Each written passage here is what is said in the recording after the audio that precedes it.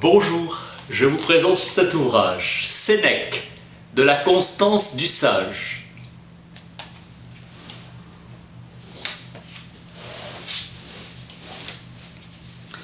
Sénèque entreprit de convertir de l'épicurisme au stoïcisme Annaeus Serenus. Les étapes de cette conversion sont dans les 3 prochains traités, et la pression amicale démontre à un adversaire récalcitrant qu'il n'y a pas d'outrage pour le sage. 2 sortes d'outrage de gravité inégale. L'injuria, l'intention de nuire, et la contumelia, offense légère de l'amour-propre. L'ouvrage est postérieur à la mort de Caligula en 41. Sénèque veut donner l'impression qu'il supporte sa disgrâce avec un impassible courage. Homme qui domine les événements et méprise les injures du sort, fermeté d'âme. Mais le courage philosophique de Sénèque ne résista pas à la prolongation de son exil. Jamais le sage ne peut subir ni injure ni offense. Être invulnérable, ce n'est pas n'être pas frappé, ce n'est pas être blessé. Telle est la nature du sage. Le tenter oui, l'outrager non, car la distance qui le sépare du monde inférieur est trop grande pour que cela l'atteigne. Le sage est inaccessible à l'injure, qui est une intention de faire du mal. La sagesse n'offre aucune prise au mal, la honte étant incompatible avec la vertu et le bien. Le sage ne peut rien perdre. Il a tout placé en lui-même. Ses biens ne courent aucun risque, car il n'a que la vertu. Le philosophe Stilpon, élève d'Euclide, fut un des précurseurs du stoïcisme. Zénon avait été son disciple. On ne peut te dépouiller de ton seul bien, qui est la vertu. De tout le reste, le sage ne jouit que comme d'une concession précaire. Stilpon disait qu'il avait tous ses biens avec lui, qu'il n'était pas vaincu et qu'il n'avait souffert d'aucun dommage. Les biens du dehors sont instables et fugitifs. Cette créature humaine peut s'élever au-dessus de l'humanité, supporter les disgrâces avec calme et les prospérités avec sang-froid. Aucune machine n'est capable d'ébranler une âme fortement assise. Je conserve et je possède tout ce qui m'a jamais appartenu, la vertu. Mes biens réels, je les aurai toujours avec moi. Les murailles que protège le sage sont à l'épreuve du feu et des assauts. Elles n'ont point de brèche, elles sont immenses. La perversité n'est pas plus forte que la vertu. Le sage ne peut être blessé. Les bons vivent en paix. La justice ne peut rien souffrir d'injuste. Incompatibilité des contraires. Au sage, rien ne manque. Le méchant n'a rien que le sage puisse être heureux d'acquérir. Nul ne peut ni nuire ni être utile au sage. Les êtres divins n'ont besoin d'aucune aide. Le sage ne connaît ni les désirs bas ni les larmes. La mort n'est pas un mal. Pas de trouble possible pour un homme que rien n'égare. Le sage laisse passer toutes les injures sans vengeance, en se défendant par l'impassibilité sereine de son âme. Le sage est comme un lutteur qui, par un long entraînement, acquiert la résistance nécessaire pour soutenir les attaques. Vanité de l'offense qui est moindre que l'injure. On ne méprise pas le sage. Il connaît sa supériorité et ne concède à personne un pareil droit sur lui-même. Il ne sent même pas toutes ses contrariétés. Le sage ressent le coup comme une piqûre. Il n'y fait pas attention ou se borne à sourire.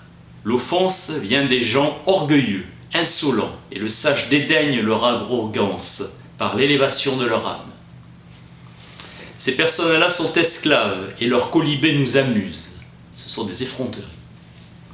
Notre attitude à l'égard des enfants est celle du sage à l'égard de tous les hommes. Ce sont des malheureux dont les passions et les préjugés n'ont fait que croître et qui diffèrent des enfants que par leur taille et corpulence. Le sage s'abstient de prendre les offenses des hommes au sérieux et de temps en temps il les gronde ou les châtie, comme des enfants. Fermeté d'âme du sage. Le sage ne s'affecte pas et considère les hommes égaux dans leur sottise. Rien ne trouble sa sérénité. Le sage a envers les hommes la disposition d'esprit du médecin envers ses malades. Le mépris d'autrui n'offusque pas le sage, et l'estime ne le flatte pas. À quereller, on se ravale au niveau de l'adversaire. En désavouant l'outrage, le sage met plus de grandeur qu'à le pardonner. On n'impose pas de limite à la grandeur d'âme, car c'est blesser la raison. Épicure recommande à la mollesse, l'indolence, la paresse et la recherche des jouissances. La maison du sage est petite, sans luxe, sans bruit, sans étiquette, point gardée par des portes, le seuil est librement ouvert. Épicure professe que le sage doit supporter les injures. Le stoïcien dit qu'il n'y a pas d'injure pour le sage.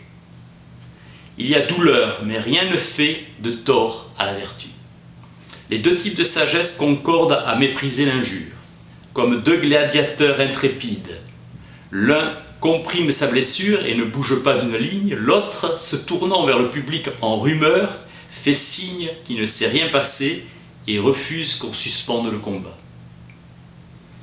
Si j'ai mérité ce qui m'arrive, ce n'est pas une offense, c'est justice. Si je ne l'ai pas mérité, c'est à la hauteur de l'injustice d'en rougir. À petite dose, la raillerie nous amuse, à dose trop forte, elle nous irrite. La faiblesse d'une âme est grande dès que la raison l'abandonne. Ôtez toute ressource aux insolents, qui n'ont d'esprit qu'aux dépens du prochain.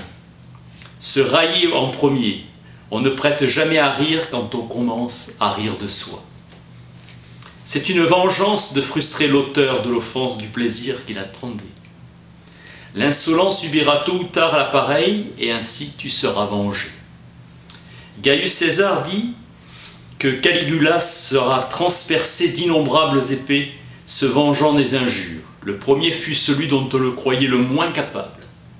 Caligula vient de Caliga, du nom d'une chaussure militaire. C'est donc une satisfaction même si notre bonté s'abstient de représailles personnelles, de songer qu'il se rencontre un jour un vengeur pour châtier notre insulteur de ses insolences. Socrate rit le jour où sa femme Xanthippe l'inonda d'une eau malpropre. On reprochait à Antisthène d'avoir une mère barbare et thrace. Il répondit que la mère des dieux, Cybèle, était aussi du mont Ida. Ne nous laissons jamais aller aux querelles et batailles. Quittons la place, ignorons-les. Hommage et injure, ni flattés, ni mortifiés. La liberté consiste à élever son âme au-dessus des injures et de tirer la joie que de soi-même et à divorcer des choses extérieures. Le sage novice qui se règle encore sur les jugements de la foule devra se représenter qu'il est appelé à vivre parmi les injures et les offenses. Les corps d'élite forment la première ligne.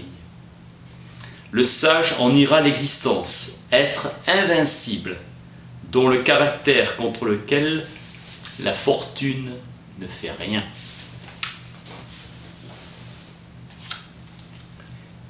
Sénèque, tiré des dialogues de la constance du sage. Merci.